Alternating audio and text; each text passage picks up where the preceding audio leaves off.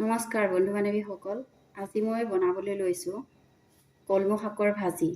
তাৰ বাবে লৈছোঁ কলমৌ শাক এমুঠি, নহৰু কেইফুটমান আৰু শুকান জলকীয়া 3টা। কলমৌ শাকখিনি মিহি মিহিকৈ কাটি ল'ম।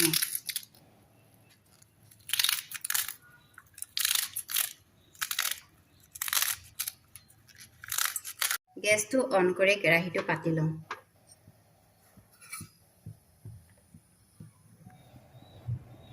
কেৰাহীটো গৰম হ'ল, তাত মই অলপ তেল দিওঁ। প্ৰথমতে শুকান জলকীয়াকেইটা দি লৈছোঁ। নহৰু কেইফুটো দি দিওঁ। ফালি লৈছোঁ।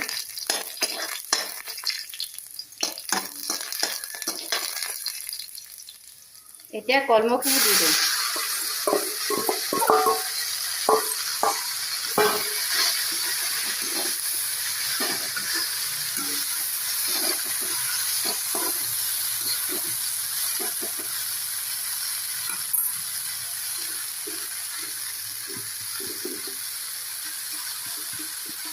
নিমখ অকণমান দি দিওঁ।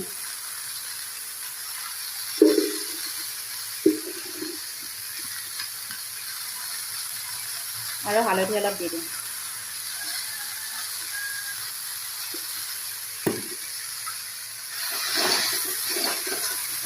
গেছটো অলপ কমাই ঢাকোন এখন মাৰি দিওঁ অলপ সময়ৰ কাৰণে।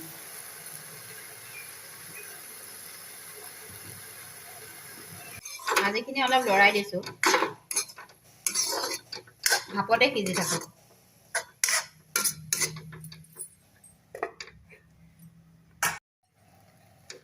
প্ৰায় 15 মিনিটমানৰ পাছত মই ভাজিখিনি চালোঁ,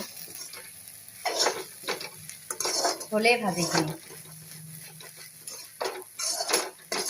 এতিয়া ডিছ এখন নমাই দিওঁ, গেছটো অফ কৰি।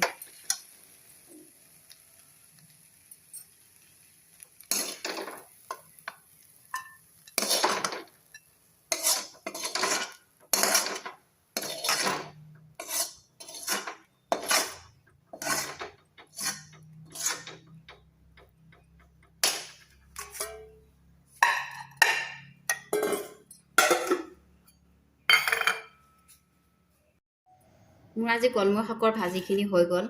আপোনালোকেও এনেদৰে বনাই চাবচোন। যদি ভাল লাগে কমেণ্ট কৰি জনাব। ধন্যবাদ।